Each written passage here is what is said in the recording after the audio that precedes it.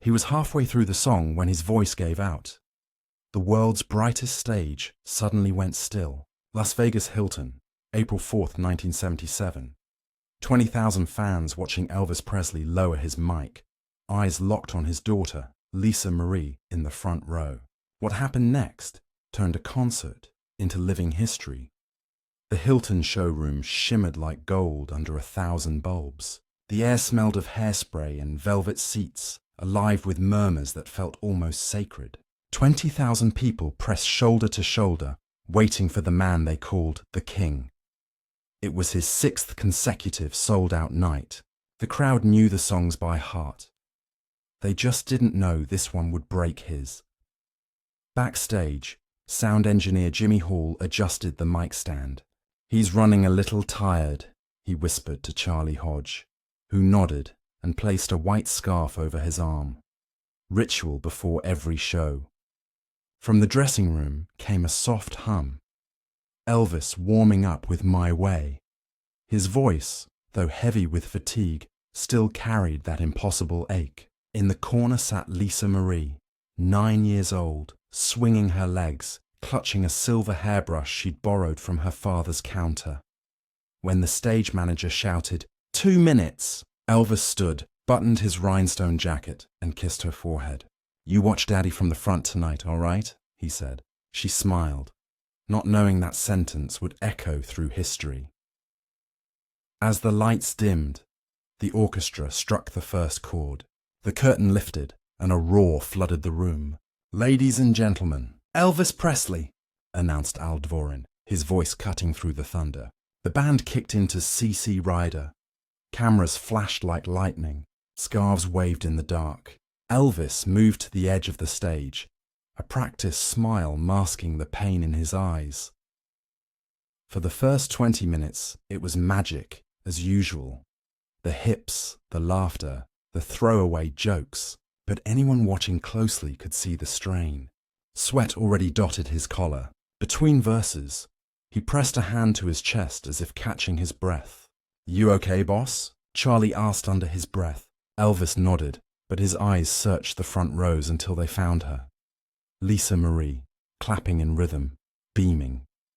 How does a man sing for millions when his heart belongs to just one?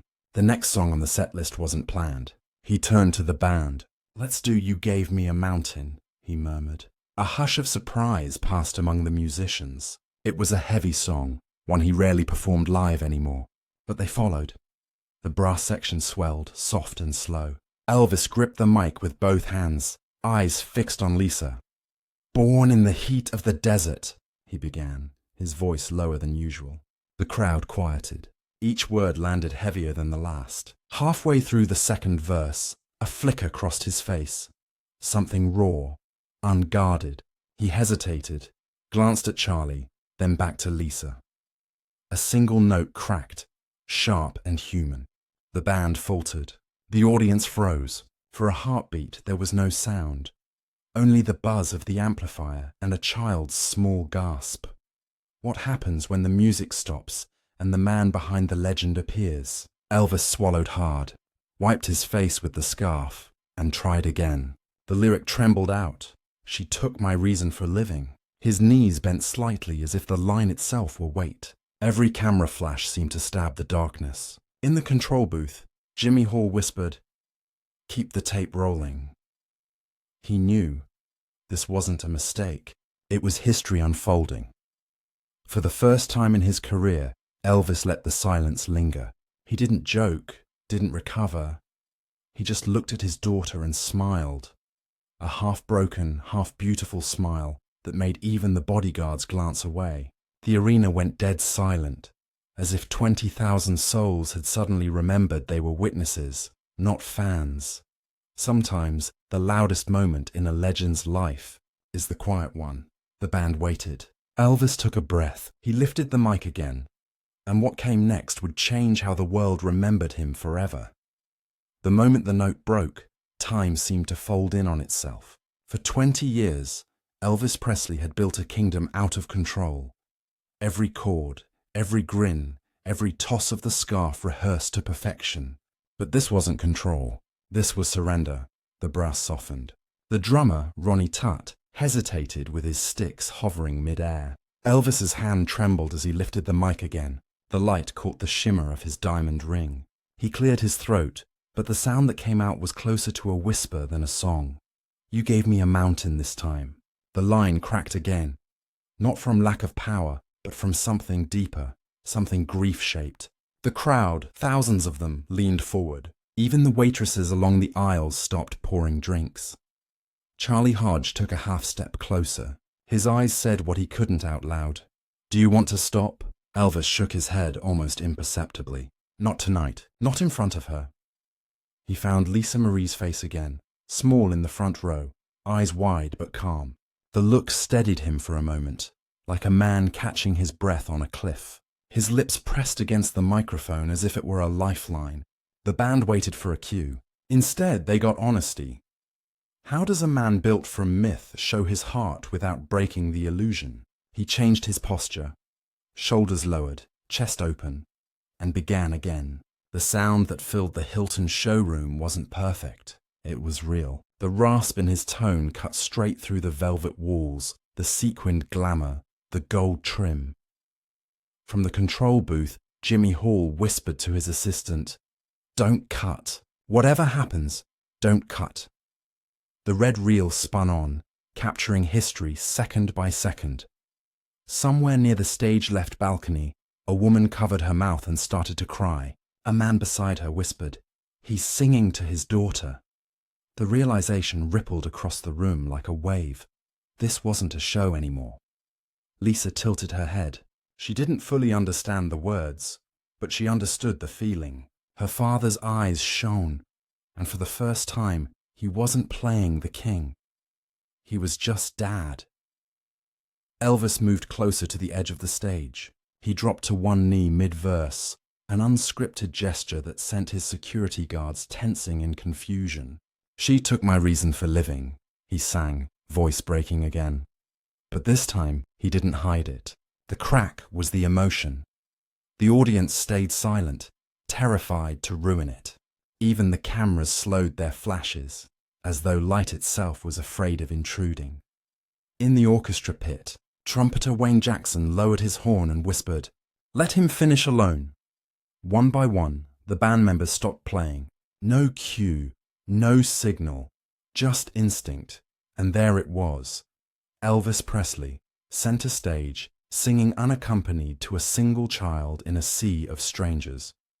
When does music stop being performance and start becoming confession? His breath hitched halfway through the final chorus. He covered his eyes with the scarf Charlie had handed him. A bead of sweat rolled down his cheek, mixing with tears the crowd would never forget. The line came out rough, unpolished. "But this time, Lord, you gave me a mountain." Then nothing. Absolute stillness. The silence felt eternal. You could hear the hum of the air vents, the shifting of a chair leg somewhere in the back. The king of rock and roll stood alone in that vacuum, holding a broken note like a prayer, sliced through the quiet. He wasn't losing his voice. He was finding his truth. From the wings, Charlie whispered to Joe Esposito, "We've never seen him like this." Joe only nodded, camera in hand, already filming the impossible. Elvis finally lowered the mic, his chest rising and falling in visible rhythm. The audience erupted, but it wasn't a cheer, it was a release. 1,000 people crying out together after holding their breath too long. He smiled faintly and said into the mic, "I'll be okay." But no one believed that. They saw something fragile in him, something mortal. Why do we remember the cracks more than the perfection? B-roll cue. Crowd applause builds, crossfade to backstage corridor, echo of distant music fading out. As the ovation thundered through the hall, Elvis turned away, shoulders slumped but lighter somehow. As if by breaking, he'd finally exhaled years of pressure. He walked off stage without finishing the set, and the decision that followed left even his crew in stunned silence. Backstage corridors usually throb with noise after a Presley set. Laughter, footsteps, the clatter of gear cases. Not tonight. The second he laid down the mic, the Hilton showroom froze as if electricity itself had cut out. For 10 full seconds, 20,000 people simply stopped existing in sound. Elvis turned his back to the audience, head bowed, his shoulders lifted once, twice, then still. Stagehand Tom Diskin later said, "You could hear the air conditioning more than the crowd." That's how quiet it got. Lisa Marie stood on her chair, her small hands pressed together, uncertain whether to clap.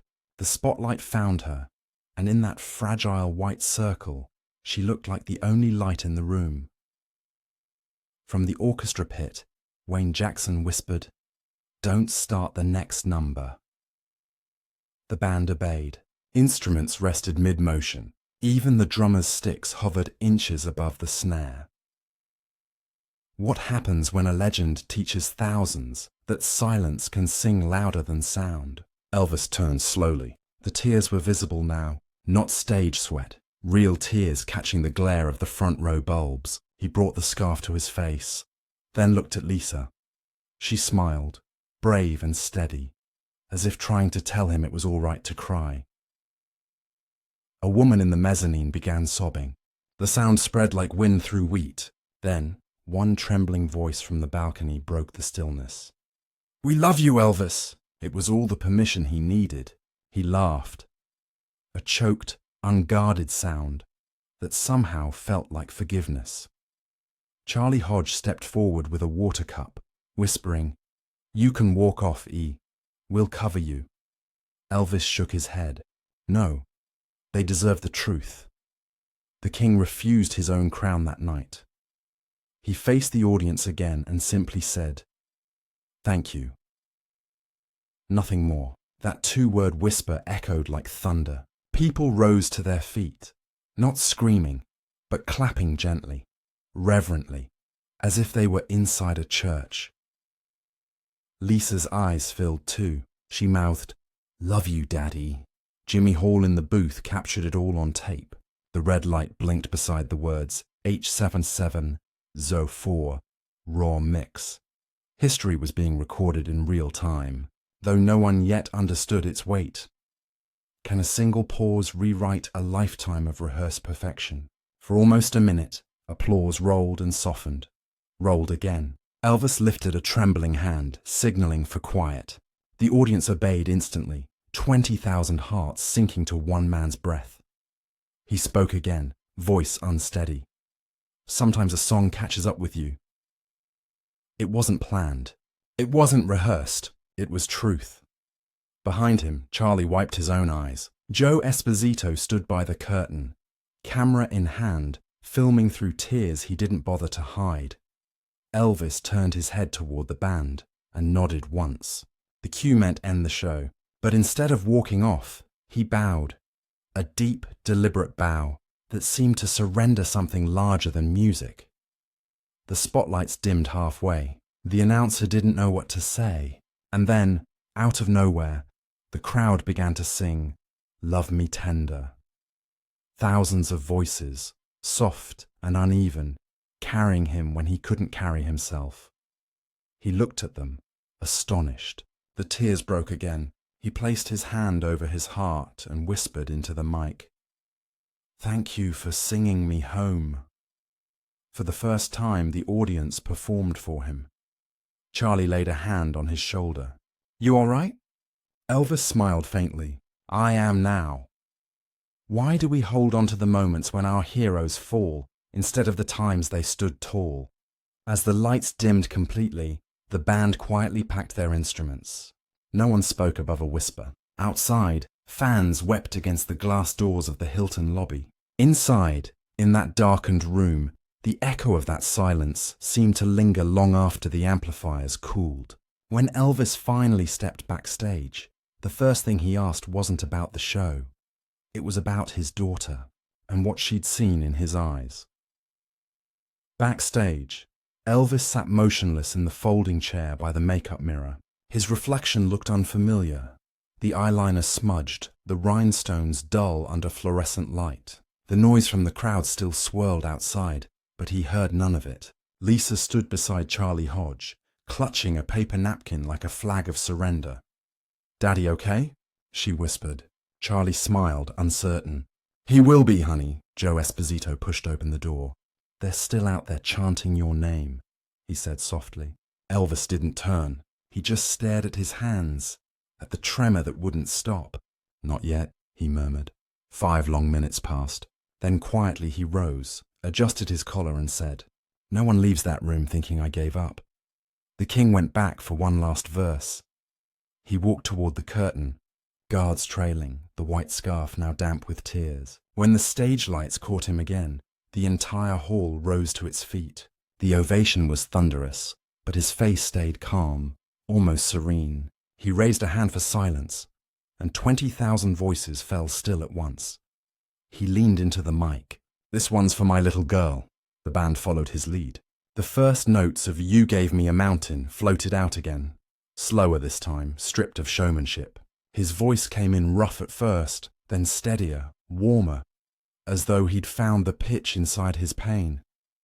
How many times can a man break and still keep singing? Lisa, still near the stage, pressed her hands to her heart. Each lyric now felt different, not a lament but a promise. The orchestra held back. Only piano and bass carried him. When he reached the second verse, his tone shifted. It wasn't performance anymore. It was a father teaching his child how to survive heartbreak. The audience barely breathed. Even the casino floor above seemed to quiet down. The Hilton, usually a blaze of champagne laughter, stood reverent. At the bridge, his voice cracked once more. But instead of pulling away, he leaned into it, eyes closed, body still. The imperfection was perfect. A man, stripped of his myth, finishing what love demanded. Charlie whispered to the horn section, "Stay soft. Let him walk it alone." He sang the final chorus almost as a prayer. But this time, "Lord, you gave me a mountain. You know she may take my reason for living." Then silence again, not stunned this time, but sacred. The crowd rose slowly, as if not wanting to disturb something holy. He had turned a breakdown into communion. Elvis smiled faintly. "Thank you, baby," he said, looking toward Lisa. The band froze. Even the conductor wiped his eyes. From the booth, Jimmy Hall whispered, "We're still rolling." "Don't stop," said his assistant. "History doesn't end here."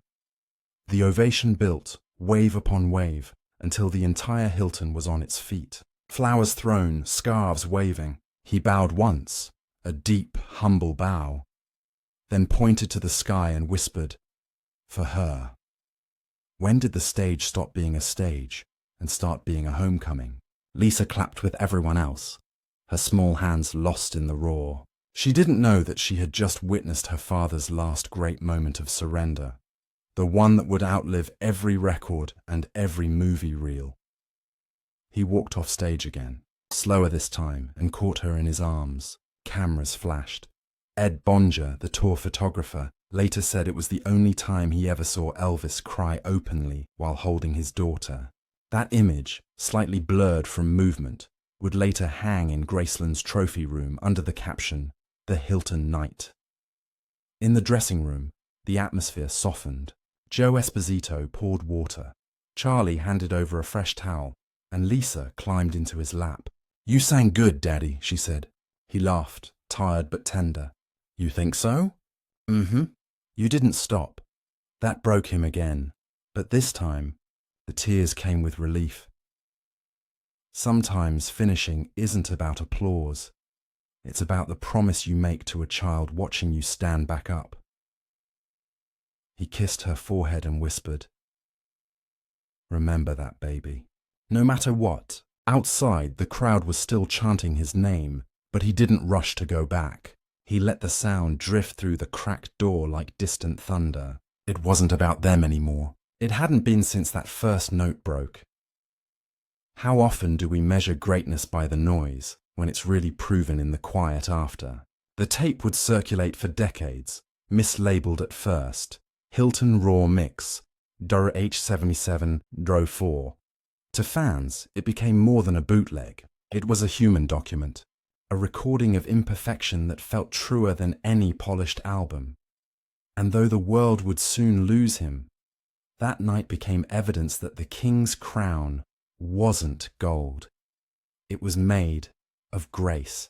When the house lights finally dimmed and the doors closed, no one realized they had just witnessed Elvis Presley's last true miracle on stage. When the last light dimmed, the Hilton showroom returned to something close to silence again. Not the electric silence of performance, but the soft hush of exhaustion and awe. The air still trembled with applause that refused to fade completely. Elvis stepped through the side curtain, scarf in hand, sweat glistening along his jawline. Every sound backstage seemed amplified. The squeak of a cable wheel, the low hum of the monitors cooling down, the rustle of someone breathing too hard. He didn't speak right away. He just stood still. Lisa Marie waited near the makeup table, small feet swinging above the carpet. When he saw her, his posture softened instantly. She ran to him. "You finished it, Daddy," she said, voice bright with pride. He crouched and pulled her close. "I had to," he whispered. "You were watching." Charlie Hodge, standing by the door, turned away discreetly. Joe Esposito blinked hard. Moments like this didn't belong to anyone else. In a world built on noise, Elvis Presley's truest moment came in a whisper. He sat down, letting Lisa rest her head on his shoulder. For a long while neither spoke. He reached for a pen from the dressing table and scrawled something on a napkin. Thank God for her, then folded it into his pocket. That napkin, years later, would be found in the top drawer at Graceland. The ink faded, but legible. Joe finally said, "That was something else out there, E." Elvis looked up, smiling faintly. "Yeah," he murmured. "That was the truth. How often do we spend our lives chasing perfection, only to be remembered for the moment we let go?" Charlie handed him a towel. "You showed them the man, not the myth." Elvis chuckled. Maybe that's all they needed tonight. He pulled a small comb from his jacket pocket, absently fixing his hair while Lisa hummed softly beside him, the same tune he'd just sung. The contrast struck everyone in the room. The legend restored to fatherhood, the noise replaced by a child's melody. Photographer Ed Bonnier stepped quietly inside. "Mind if I get one last shot?" he asked. Elvis nodded, still holding Lisa. The shutter clicked, once. That photo would later become one of the final, intimate portraits of him alive. No stage lights, no pose, just warmth and fatigue. It wasn't an encore. It was an ending disguised as peace. As the crew began packing up, Joe Esposito noticed the scarf from earlier still clutched in Elvis's hand. "Want me to keep it for the case?" he asked. Elvis shook his head. "Give it to her," he said, nodding to Lisa. She took it carefully, wrapping it around her shoulders like a cape. "Now I'm the king," she giggled. He smiled, eyes tired but alive. "You always were, baby." Outside the dressing room, the last fans lingered by the service exit, hoping for a glimpse, a wave, anything. But he didn't come out that night.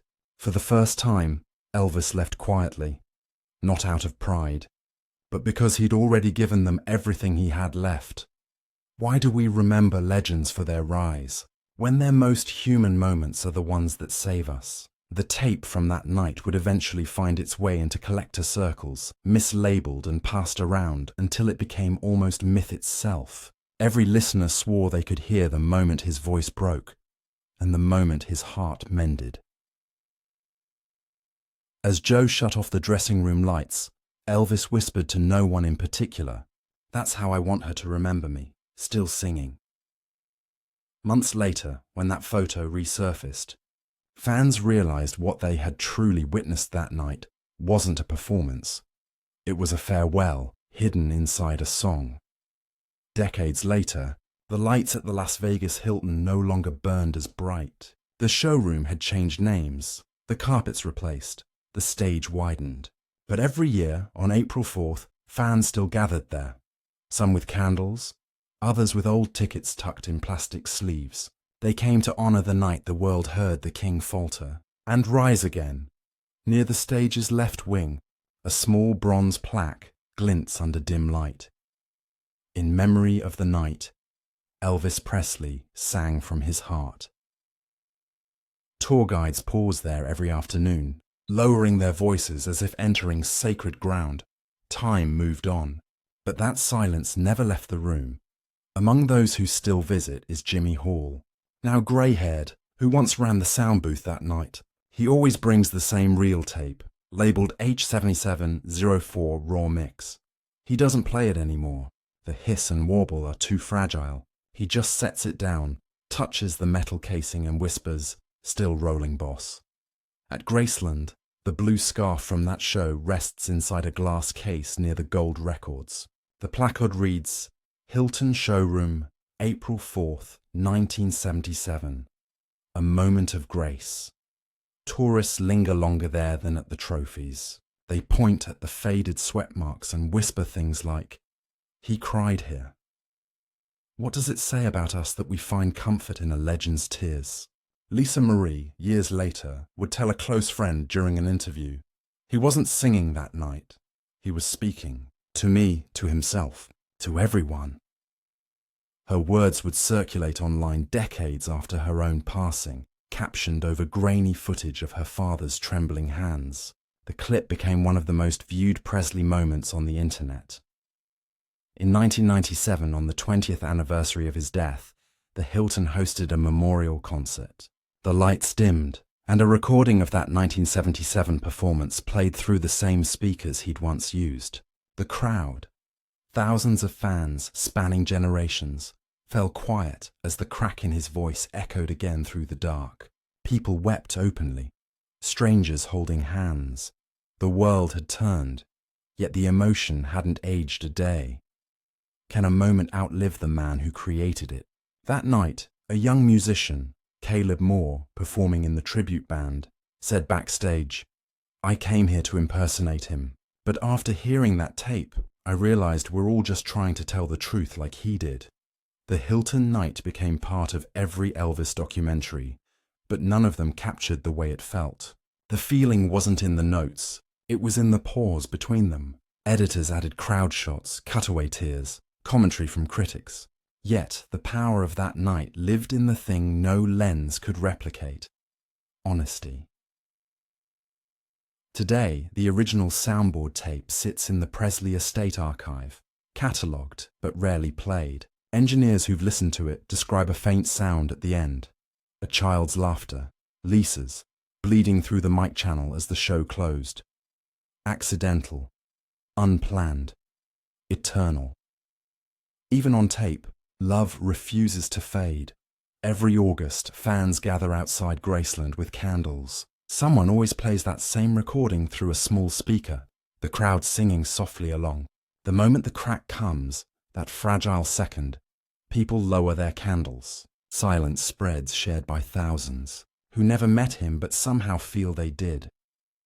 The silence that once filled a Las Vegas showroom had become global, a thread connecting generations through. Vulnerability, maybe that's the true mark of legacy, not how loud you were when you lived, but how gently your truth keeps echoing after you're gone.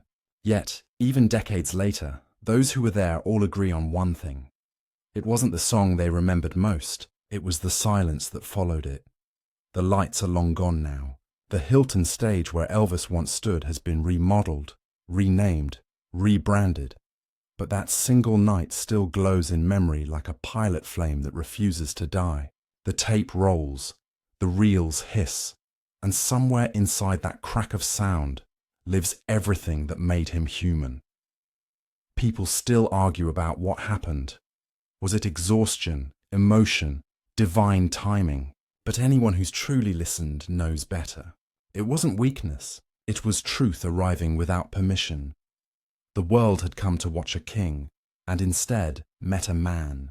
Elvis Presley built a career on perfection, the hair, the moves, the voice that could bend steel.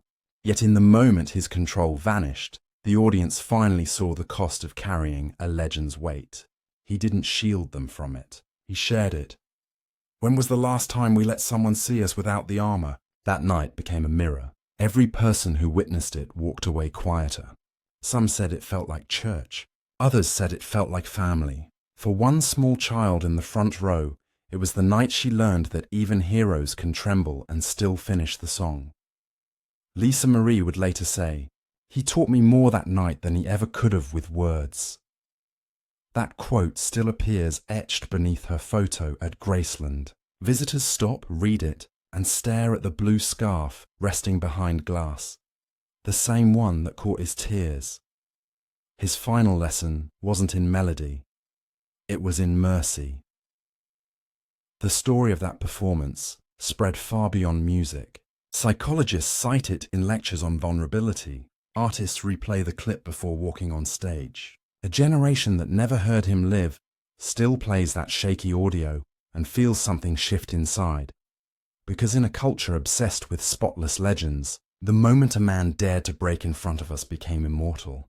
Maybe greatness isn't measured by how long we stand tall, but by how gently we fall. Years pass, and the myth grows softer around the edges. Yet when people talk about Elvis now, they don't start with the gold suits or the charts. They start with the night his voice cracked, when 20,000 strangers held their breath and found themselves reflected in a single man's pain.